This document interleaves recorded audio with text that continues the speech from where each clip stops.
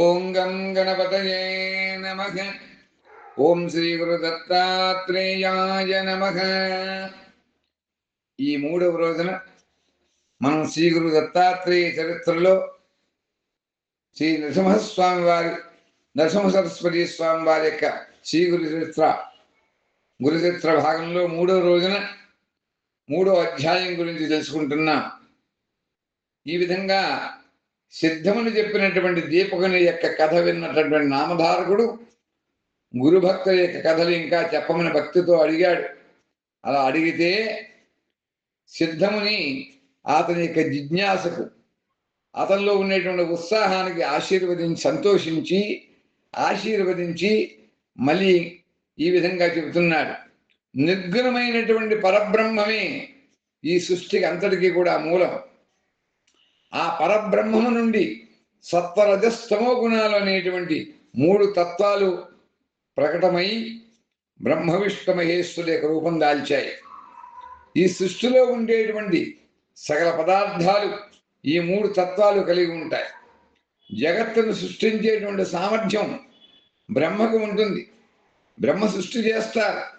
ఈ సృష్టిని నిలిపి ఉంచేటువంటి సామర్థ్యం విష్ణు భగవానికి ఉన్నది. ఆయన స్థితికారకుడు.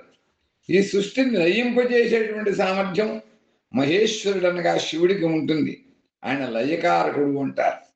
ఆ పరమాత్మకు కలిగినటువంటి ఈ మూడు సామర్థ్యాలే త్రిమూర్త్యాత్మకం. వారినే త్రిమూర్తులు, త్రినాథులు. అదే గురుస్వరూపంగా మనం చెబుతూ ఉంటాం. పూర్వము అంబరీషుడు అనేటువంటి రాజు ఏకాదశి వ్రతాన్ని నియమనిష్టలతో తప్పకుండా ఆచరిస్తూ ఉండేవాడు. ఒక ఏకాదశి వ్రతం నాడు అంబరీషుడి వద్దకు శిష్య సమేతంగా దూర్వాస మహాముని సరిగ్గా పాలనం చేసేటువంటి సమయానికి వచ్చాడు. అంబరీషుడు ఆ దూర్వాసముని ఆహ్వానించాడు, భోజనం చేయమని ప్రార్థించాడు. దూర్వాసముని స్నానం చేసి వస్తాను అని నదికి వెళ్ళాడు. ఎంతకీ కూడా తిరిగి రాలేదు. వ్రతభంగం అవుతుందనేటువంటి భయం చేత ఆ రాజు పారణ అంటే ఉపవాసం నుండి మరునాడు చేయి భోజనం ఆ సమయానికి తీర్థం స్వీకరించాడు. అంటే ఆ తీర్థం వెళ్ళిపోతుందని మరుక్షణమే దూర్వాసముని వచ్చి తనను అలక్ష్యం చేసినందుకు అతన్ని శపించాడు. నువ్వు నానా జన్మలు ఎత్తుతూ ఉండవలసింది అని అంబరీషుడిని ఆ యొక్క దూర్వాసముని శపించారు. అప్పుడు అంబరీషుడు శ్రీ మహావిష్ణువు శరణు కోరాడు. శరణాగత దీనాత్త పరిత్రాణ పరాయణ సర్వస్యాతి హరి నారాయణ నమోస్తుతే అని సర్వస్య శరణాగతి వేడుకున్నాడు. అప్పుడు నారాయణుడు తన భక్తుని బాధ్యత తనదే కనుక ఆ శాపం తనకు వర్తింపు చేయమని దూర్వాస మహాముని ప్రార్థన చేశాడు. లోకహితం కోసం, జగత్ కళ్యాణం కోసం దూర్వాసముని అలాగే అంగీకరించారు. అందుచేత జీవులను ఉద్ధరించడానికి విష్ణువు మత్స్య, కూర్మ, వరాహాది దశావతారములు కూడా అవతరించడం జరిగింది.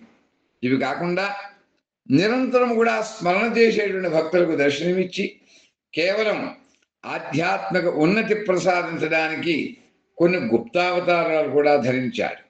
అటువంటి గుప్తావతారమే శ్రీ గురు దత్తాత్రేయ అవతారం అని ఈ అధ్యాయంలో చెప్పడం జరుగుతుంది. దీని యొక్క సారాంశం నీతి ఏమిటంటే, గురువు అనుగ్రహించిన పరమేశ్వరుడు క్షణములో వారిని ఆనందింపజేస్తాడు.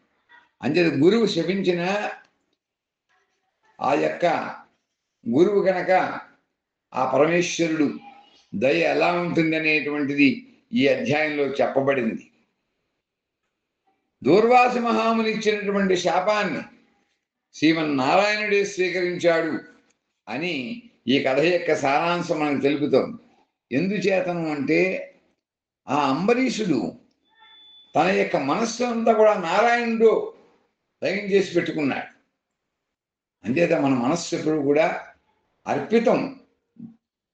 అలా శరణాగతి చేసుకున్నట్లయితే వారిని రక్షించడానికి పరమేశ్వరుడే దశావతారములు ఎత్తాడు, మన రక్షిస్తారు అని చెప్పడానికి ఈ కథ త్రిమూర్త్యాత్మకమైనటువంటి గురువు యొక్క గొప్పతనాన్ని తెలుపుతోందని చెబుతూ, వసుదేవసుతం దేవం కంసచానూరమర్దనం శంఖచక్రగదా పద్మధరం దేవం కృష్ణం వందే జగద్గురుం, కృష్ణం వందే జగద్గురుం, పరిత్రాణాయ సాధూనాం వినాశాయ దుష్కృతాం ధర్మ సంస్థాపనార్థాయ సంభవామి యుగే యుగే.